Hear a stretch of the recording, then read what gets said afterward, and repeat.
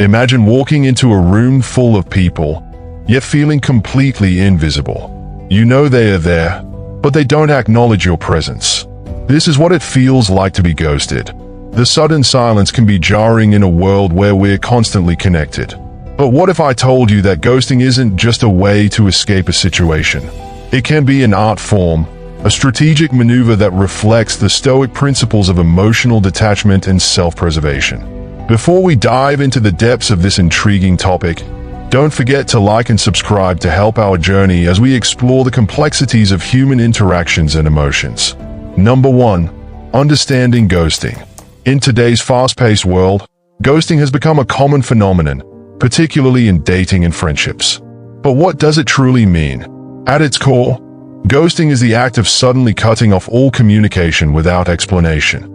This can leave the other person confused and hurt, but it can also be a necessary form of self-care. Stoicism teaches us that we should focus on what we can control and let go of what we cannot. When faced with toxic relationships or unhealthy dynamics, ghosting can be a way to reclaim that control. Rather than engaging in lengthy explanations or confrontations that may escalate tensions, choosing silence can be a powerful form of self-protection. For example, think of a friend who continually brings negativity into your life. By ghosting, you're prioritizing your mental well-being, which aligns with the Stoic practice of focusing on your inner peace rather than external chaos. However, ghosting should not be taken lightly. It's crucial to consider the potential emotional fallout. Empathy, a core Stoic value, reminds us to weigh the impact of our actions on others. Ghosting may be self-preserving, but it can also leave unresolved feelings that linger. Number 2. The philosophy behind ghosting. Ghosting can be linked to deeper philosophical questions about human connection and the nature of relationships. Stoicism encourages us to examine the purpose and value of our interactions. Are they rooted in genuine connection, or are they merely transactional? When we ghost someone, we often reflect on the nature of that relationship. Was it built on mutual respect, or was it one-sided? By stepping back, we can evaluate what we truly want and need from our connections. Consider Marcus Aurelius, a prominent Stoic philosopher who advocated for living by nature and understanding the transient nature of relationships. Ghosting can serve as a reminder that not all connections are meant to last. In the grand scheme of life, relationships may come and go. The Stoics understood this well, teaching us to cherish connections while also being prepared to let them go when necessary. Ghosting can symbolize the acceptance of this inevitable truth. Number 3. The emotional impact of ghosting. The emotional toll of ghosting can be profound, not only for the person being ghosted but also for the one doing the ghosting. It's essential to recognize that while ghosting may seem like a solution, it can leave behind unresolved feelings of guilt or regret. For the ghosted individual, the sudden absence of communication can lead to feelings of rejection and confusion. They may find themselves overanalyzing every interaction, wondering what went wrong. This emotional turbulence is often exacerbated by social media, where glimpses into the ghoster's life can create a sense of loss and betrayal. However, from a Stoic perspective, we can learn to manage these emotions. Stoicism teaches us to detach our self-worth from external validation. Just as Seneca advised against letting the opinions of others dictate our happiness, we can find solace in understanding that being ghosted is a reflection of the other person's choices, not our values. For example, if someone ghosts you after a few dates, it's important to recognize that their decision reflects their emotional capacity or readiness rather than a failure on your part. Practicing self-compassion can help mitigate the sting of being ghosted, allowing you to move forward without dwelling on the past. Number 4. The fine line between ghosting and boundaries.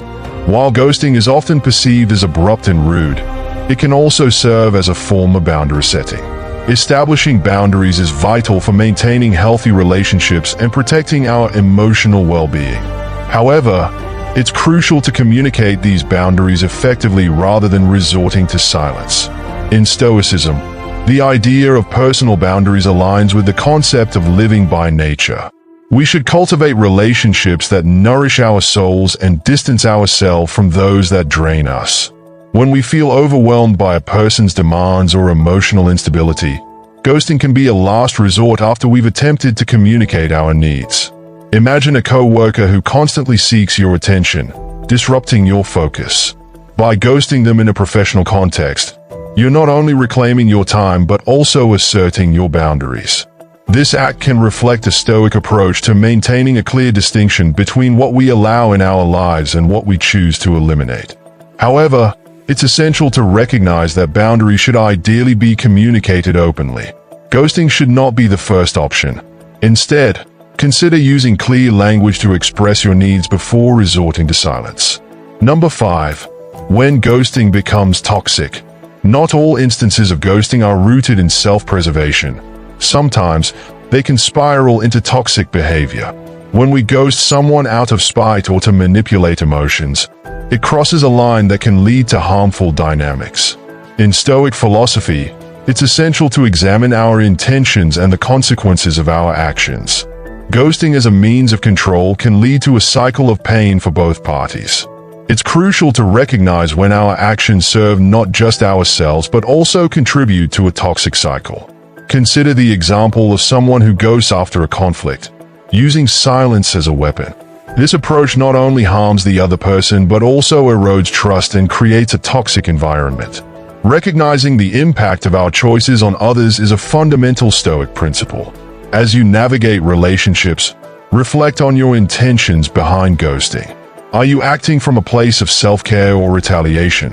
Striving for self-awareness can help you make healthier choices that align with your values. Number 6. Strategies for ghosting wisely.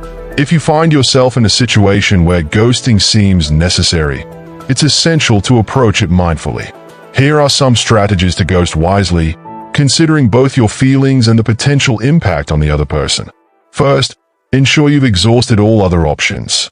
Have you communicated your feelings clearly? Are there unresolved issues that need addressing? Stoicism teaches us to confront challenges directly before choosing silence. Second, set a time frame for your ghosting. Perhaps you need a week to reflect without distractions. This structured approach allows you to assess your emotions without permanently cutting ties. Lastly, consider a follow-up. After a period of silence, reaching out with closure can mitigate feelings of confusion. Ghosting doesn't have to be permanent. It can serve as a temporary retreat for self-reflection. Remember, the Stoics valued reflection and self-awareness. Use ghosting as an opportunity to clarify your feelings and intentions rather than a way to escape accountability. Number 7. The role of communication. Effective communication is a cornerstone of healthy relationships, and it's vital to explore how it intersects with the concept of ghosting. In many cases, misunderstandings arise from a lack of communication, leading to unnecessary ghosting. Stoicism emphasizes clarity in our interactions. Rather than disappearing without a word, consider the power of open dialogue. For example, if you're feeling overwhelmed by a friendship, express your need for space rather than resorting to silence.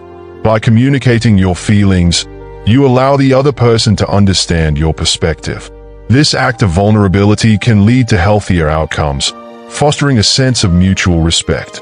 In situations where ghosting feels inevitable, consider crafting a brief message explaining your need for distance. This approach maintains the dignity of both parties and reflects a Stoic commitment to honesty and integrity. Number 8. Learning from the experience. Whether you've been the ghoster or the ghosted, every experience provides an opportunity for growth and learning. In the realm of Stoicism, reflecting on our actions can lead to profound insights into our behavior and emotions. After a ghosting experience, take time to analyze what you've learned. Were there patterns in your relationships that you need to address? Did the experience teach you something about your boundaries and emotional capacity? For instance, if you've been ghosted, reflect on how it made you feel and how you can navigate future relationships differently. Perhaps you learn to communicate your needs more effectively or recognize red flags sooner. Conversely, if you've ghosted someone, examine your motivations. Did you act out of fear, frustration, or desire for control? Understanding your triggers can help you respond more thoughtfully in the future, fostering healthier connections. Number 9. ghosting as a reflection of modern relationships. In a digital age characterized by instant communication, ghosting has become a social phenomenon that reflects the complexities of modern relationships. The rise of social media and dating apps has transformed how we connect, making it easier to disappear from someone's life without explanation. Stoicism teaches us to critically evaluate our environment and adapt accordingly. Recognizing the impact of technology on our relationships can lead to a more intentional approach to communication. For example, consider the swipe culture prevalent in dating apps, where people are often viewed as options rather than individuals. This mindset can foster a casual approach to ghosting, where people feel less compelled to explain their actions. By being mindful of how technology shapes our interactions, we can choose to rise above the casual detachment and prioritize meaningful connections, reflecting the Stoic value of cultivating genuine relationships. Number 10. Moving forward after ghosting. Finally, moving forward after a ghosting experience can be challenging. It's essential to process your feelings and learn to trust again. In Stoicism, resilience is key. How can you rebuild your emotional strength after being ghosted or after ghosting someone else? Start by practicing self-compassion. Acknowledge that it's natural to feel hurt or confused. Allow yourself the space to grieve the loss of that connection. This is part of the Stoic process of accepting what we cannot change. Next, focus on rebuilding trust in future relationships. Use your experiences to inform your approach, ensuring you communicate openly and set healthy boundaries. Remember, ghosting can be a part of life, but it doesn't have to define your relationships. By applying Stoic principles of self-awareness and emotional resilience, you can emerge stronger and more connected than before. In conclusion, the art of ghosting is a multifaceted topic that intertwines with the principles of Stoicism. By understanding the nuances of ghosting, we can navigate our relationships with greater clarity and intention. Remember to like and subscribe to support our journey as we continue to explore the depths of human connection and emotional well-being. Thank you for watching.